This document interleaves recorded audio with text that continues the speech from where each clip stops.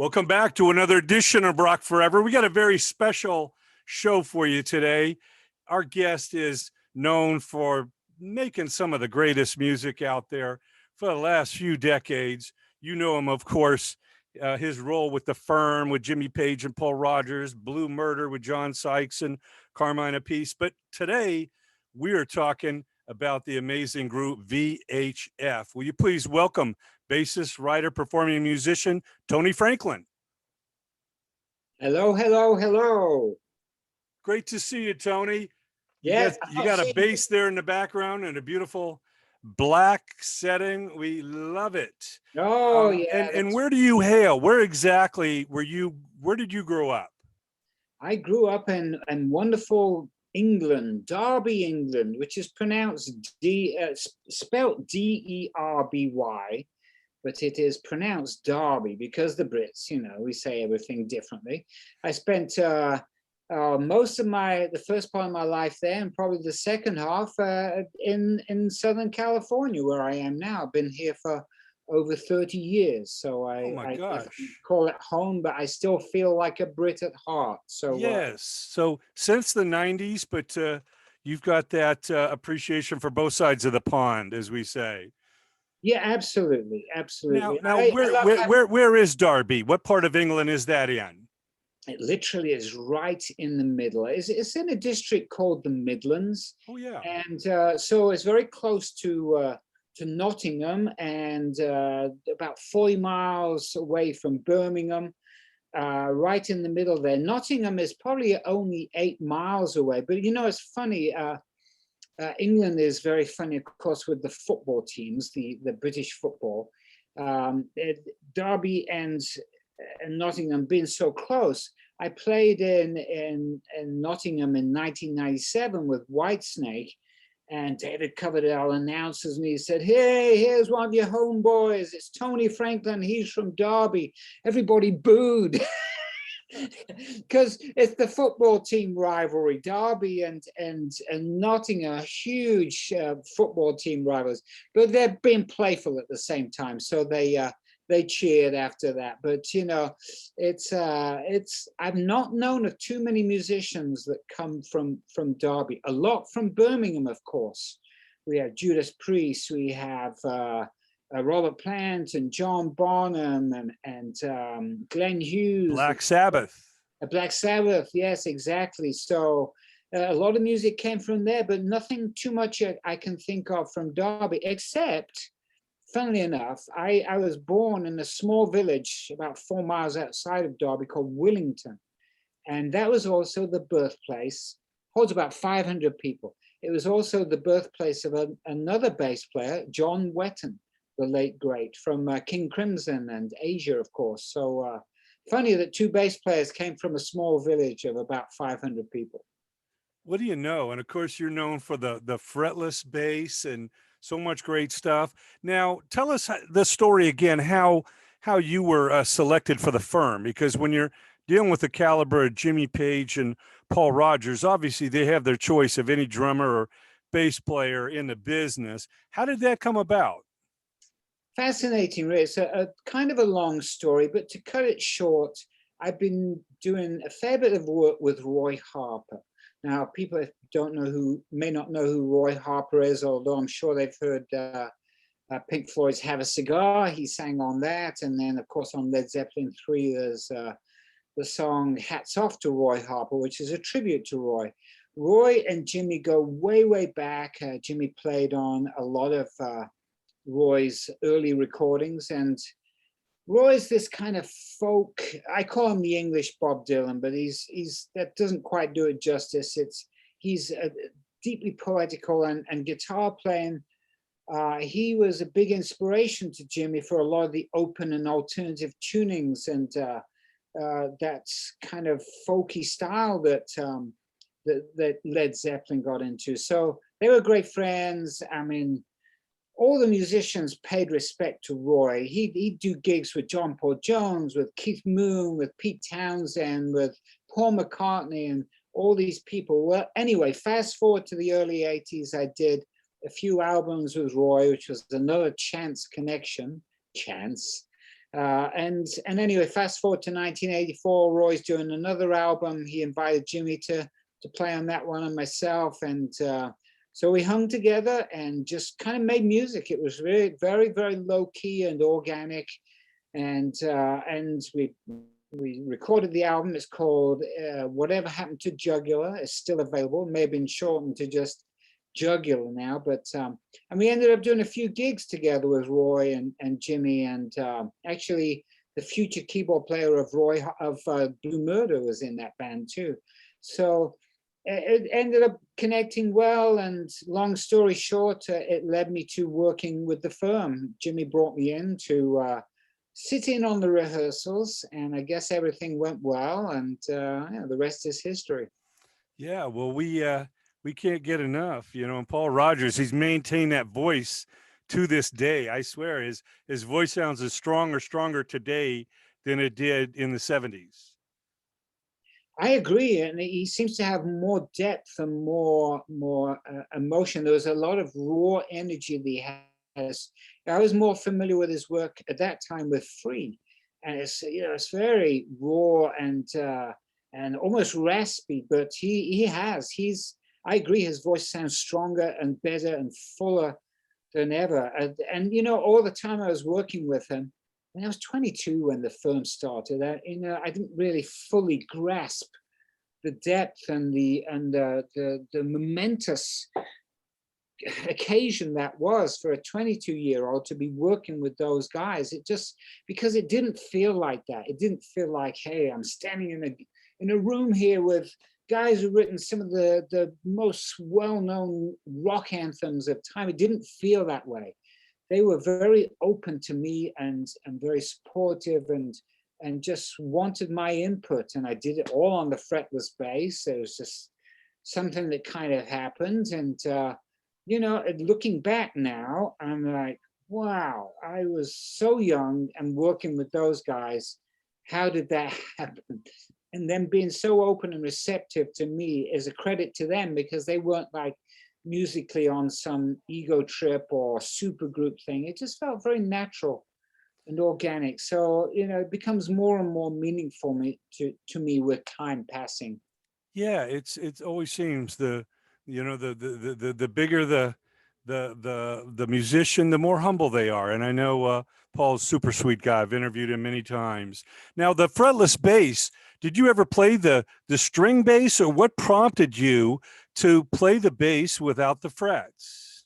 I'm not very good at the upright bass. I did play it for a little while in my young teens in orchestral settings, but I never felt that good at it. But the prompting for it, and I played bass from a young age, about 11 years old, and it was a very quick transition, because I come from a big musical family, could already read music, and I was playing gigs from 5 years old. It was all around me, just loved it. The bass was introduced, the fretted bass, and I took to it instantly. 3 days later, I was playing gigs. But with the fretless, I heard some of you listeners may be familiar with Jaco Pastorius, who was a very prominent electric fretless bass player in the 70s and 80s. He played with a band called Weather Report and did some stuff with Joni Mitchell and his own stuff. When I heard him in the late 70s, it's like, wow, it was like, it opened me up. It's like, wow, I didn't realize that a bass could have that sound, that presence. Now his style is more kind of fusion jazz style, which was very different to me. I'm obviously a rock player, but the elements and the presence of and the expressions of what the fretless bass could do, it just immediately spoke to me. So I knew I had to have a fretless bass. But unlike the fretted bass, the fretless was not instant. It took a while, years, before I was really nailing it, to be honest. And it wasn't even that long before TheFIRM started that I really felt that I was nailing it. And so, but I just, now I love the fretless because, well, if you think of the bass like a human voice, if the human voice had frets, it would be very robotic, it would be stiff. it wouldn't sound, wouldn't have the emotion, you know, with a voice you can express yourself freely. If you're excited, your voice gets, and if you're sad, it gets down and all that. Well, you don't think about it, you just express. And so for me, the fretless bass is like that. I really don't think about it now. If I want to express myself in a certain way, I'm still playing the bass's role, which is to hold down the low end and maintain the groove. But if I want to put in a little inflection, a little nuance, a little expression, the fretless just removes all those obstacles. And it's not about doing all the novelty sliding around stuff. That would become tedious and wouldn't really fit with rock. So, but you know, I've grown into it even more. I mean, it really was, the firm really was the maiden voyage for the fretless bass in rock for me. I'd done some stuff with Roy Harper, and we'd done a few gigs, and I'd done it all on fretless with Jimmy and Roy. But the firm was really the first time that it found its voice. And so just everything kind of came together. It just worked. I mean, I didn't realize at that point that Boz Burrell of Badco had used fretless bass a lot. And so Paul was open to it. I didn't know that at the time. So, and John Paul Jones had done a little bit, and I didn't know of either of those guys, by the way, at that point. That was unknown to me. I knew nothing about Led Zeppelin. I knew very little about Badco.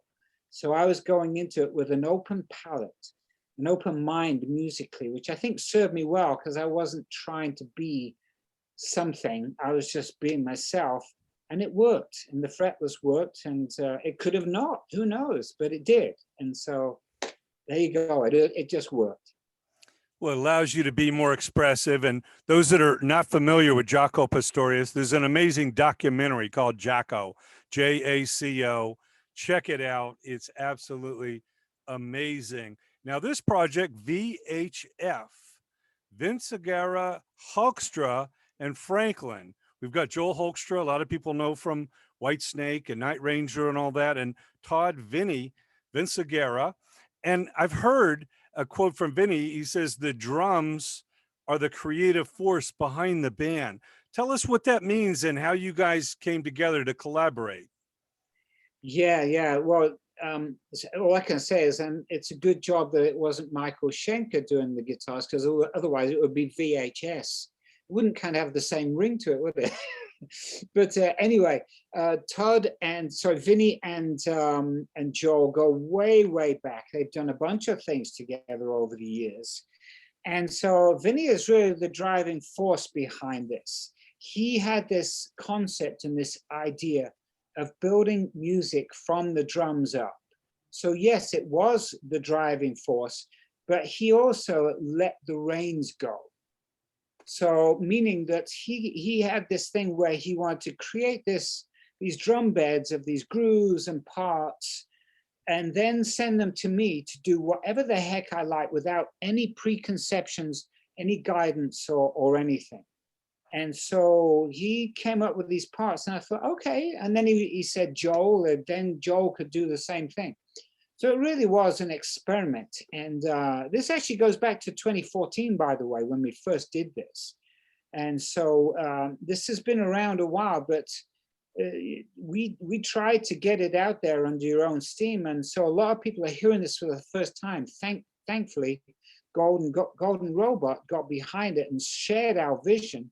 And they said, yeah, this needs to be heard. And so now for the first time, a lot of people are hearing it on a global scale, which is great. It is really hard to get stuff out there yourself. But anyway, to go back, he sent me one track, and the first track he sent me was Whispers of the Soul. And I thought, okay, let's see what he's got here. I had no idea. I didn't know Vinny's playing. And so I'm like, it's all pretty much instrumental stuff. And so I listened to it, and it's like, wow, this is kind of interesting. It wasn't complex. It wasn't flash. He was sent me rough, so he was going to re-record the drums after I'd laid down my bass part. So, but it started off with the framework there, which is exactly as pretty much as it ended up. And I'm like, this is cool. And it was like, had odd little bits to it. it was very kind of groove oriented, but it had a structure to it. It was not just showing off. I could tell he wanted to create something that had a musical landscape to it. So I was left completely open, and I wanted to do exactly the same thing. I wanted to get inside the drum grooves. I wanted to see what the drums and the grooves were telling me, not just like me come up with some cool jammy things. I wanted to go on that musical landscape as well. And so I really took the time. I jammed over them, but then I also put it all together in a way that had a song type structure. I look at things more like a songwriter and a producer than just a bass player. I want to come up with cool bass parts, but I wanted it to really have depth and have a beginning, a middle, and an ending, and grow and be engaging and all. That's how I construct my bass parts anyway. I want them to take you on a musical journey. And so I did that with the drum parts, and then sent them back to Vinny. He loved it and replayed the drums. Didn't really change that much, because what he did, I played to that. And then we sent it to Joel. No preconception of what it is. But the musical responsibility fell on me, because for the first time there was notational structure. There wasn't just rhythmical, there were notes. And so it needed, Joel needed to play to something that I'd laid down. But the power of this, and especially on Whispers of the Soul, what Joel got into, you listen to Joel's melodies on that, to me, it sounds like Joel came up with the parts first, because they're so, and like we're playing to him, they're so powerful and so defined, you wouldn't know that the drums came first. And that, to me, speaks of us really tuning into the music and listening to each other. And Joel went nuts. He on each of these tracks, especially Whisper of the Soul, there's like 20 guitar parts, and Vin had to decipher those down. He kept all of them in, but because there's lots of ear candy and lots of little stuff going off in the background, and it all makes it very, very interesting and trippy. And so, you know, Joel put some narration parts and even some vocal parts on some of the songs. But the first song was Whisper of the Soul, and it's like, wow, this went really well. Let's do another. You know, Whisper of the Soul to me has like a very soundtrack kind of feel. It's very visual, has like an almost Western, Zen, Egyptian, almost sci-fi feel to it. But I could see it in a movie soundtrack. That's the thing, we were creating sonic pictures, if you like. And that's, to me, it's exciting because we all got into that zone, and we did it with all the tunes. They're very visual, they're very trippy, they're all a little different. And we wanted to do that. So it's, and then we just kept going. It's like, oh, this one's cool, let's do another one. And so it really was an experiment, which may not have worked out. It could have been like, you know, it's a great concept, but it didn't work. But it did, and it worked so well. And we made a whole album, and now here we are with the global platform of Golden Robot to hopefully get it out onto a bigger audience, because a lot of people are hearing this for the first time. Yeah, well, definitely deserves to be heard. It's great to be able to make music with that adventurous feel and not worry about the confinements of so much what a label may put on you. Of course, other great songs, Shattered Insomnia, Suspended Animation. Again, the album is called Very High Frequency, and that is VHF. You definitely can check them out on Facebook/VHF The Band. What an amazing album. We highly recommend it to everybody. Please go check it out. Yeah, and actually we have a newly launched YouTube channel, and there's 3 of the songs that have videos to them as well. And they're pretty trippy videos. We got together to do Whispers of the Soul, and then we did green screen for some of the others. And it's that we love it. We love it, and we hope to be able to get out there and play it at some point. And now that Golden Robot, we're already working on a second album, because now that Golden Robot has got behind this, now it's like, okay, you know, we do have a place for this. We can do more of this, and hopefully we can get out and play it in front of a few people too. And I do want to say, that musically, I think it pulled out stuff from us that we would never usually, we haven't done in different situations, because it really demanded that musically and creatively. And also, everybody got in tune with the music. Somebody mentioned that they've not heard these tones from Joel before. And it's absolutely true. And all credit to him, he really got inside the music, which is not only the playing, but tonally as well. I love his tones. And he really dove into it deeply to figure out what the music needed. And I've not played any stuff like this before, and neither has Joel. So that to me is very exciting.